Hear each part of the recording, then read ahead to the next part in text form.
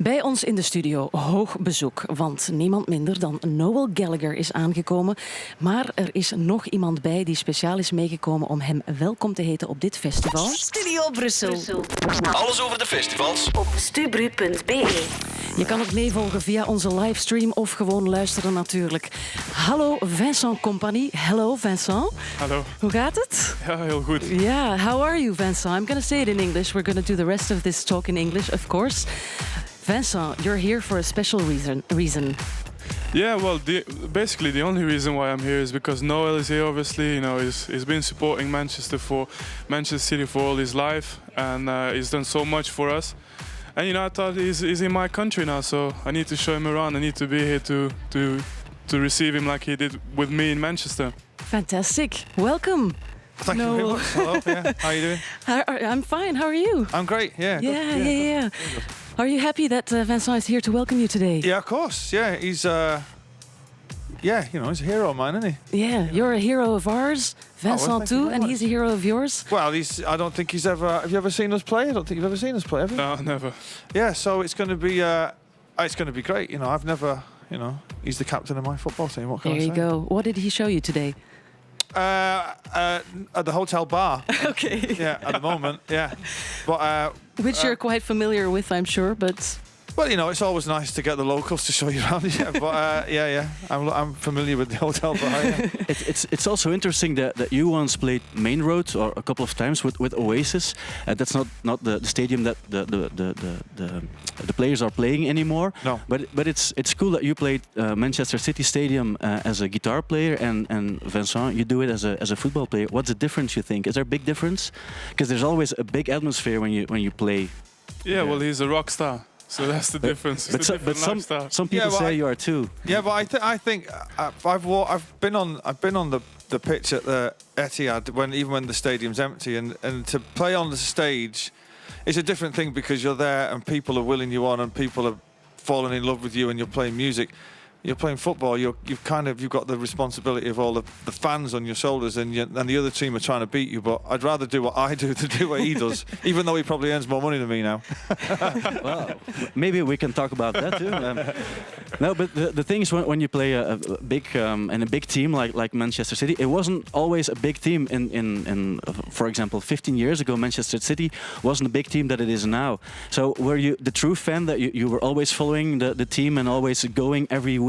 Yeah. I've seen City. I was born in '67, and I went my first game was in 1971 when I was 4 years old, and I've seen them go from winning the last trophy before the FA Cup that we won was 35 years ago. I've seen that, and then we went down to the third division. I've seen City play to 70,000 people. I've seen them play to 4,000 people and been from the top to the bottom. So it's great now. It's an unbelievable miracle that's happened. And but people forget Vinny was there before the money came in. Exactly. So Vinny had come before all the superstar players, which is why we love him so much, really, because he was there at the beginning, and we could never understand why he wasn't captain up until this season. It was crazy, but he's kind of our figurehead now, and he was like I say, he was there before all the money came in, so that makes us even more proud of him, I think. For the people in Manchester, it's all very clear, but what's the main difference for the people in Belgium between Manchester City and Manchester United? The main difference? I think everything is just... Because they always say it's more like the working class people. When they say that there's more City fans in Manchester itself than Man United fans, and I don't know whether that's strictly true. It's a nice theory that people trot out from time to time.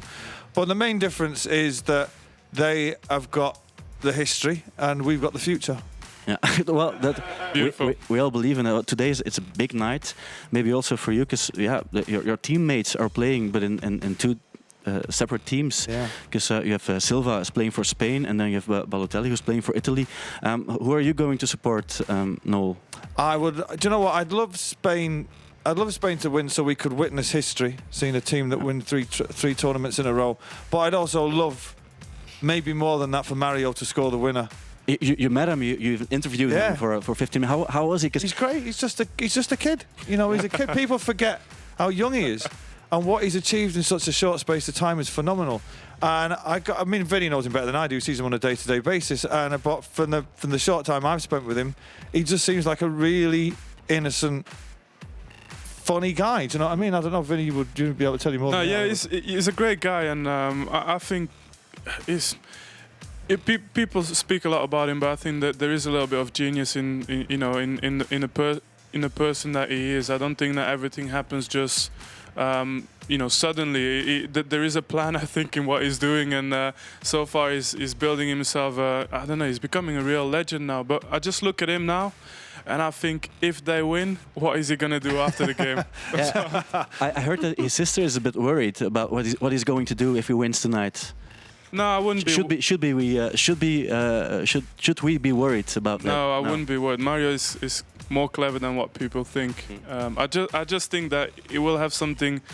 It will have something special for us. That's for sure. The game won't just be finished after the final whistle. That's my opinion. Yeah, okay, I'm looking forward to that. Yeah, it was very nice to see you almost giving him advice in that interview, because you've dealt with success and everything that comes along with it, trying to check all the stories that went around. Yeah, I was devastated when I found out none of them were true. I know.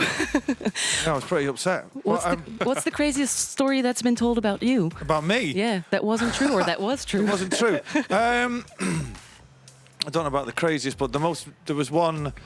When my wife was pregnant with my second child, there was a story going around that I'd been to a bookmaker's and placed a bet of £10,000 that she would have the child on the 9th of October, which was John Lennon's birthday. Which is, try telling a woman when to have a child. Do you know what I mean?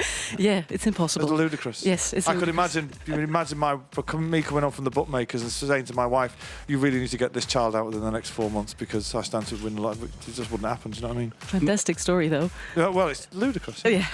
Maybe one final thing, Noel, because I know that Vince is also a big fan of R&B music, and a lot of people in the team are listening to R&B before the game. Is it a little bit hard for you to know that? Because I know that you're not the biggest fan of the genre.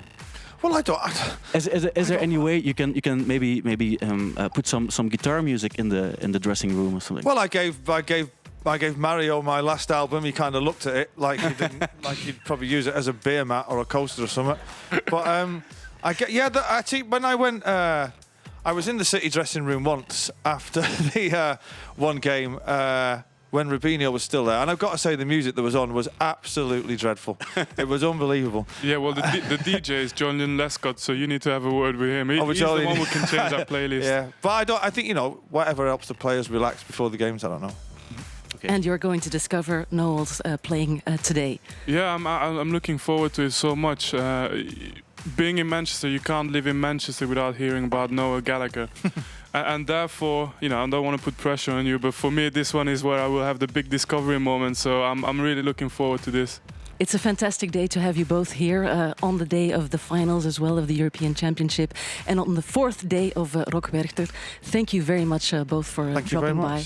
And have fun today. Thank you. you. All right, bye. Studio Brussel. Op Rock Werchter.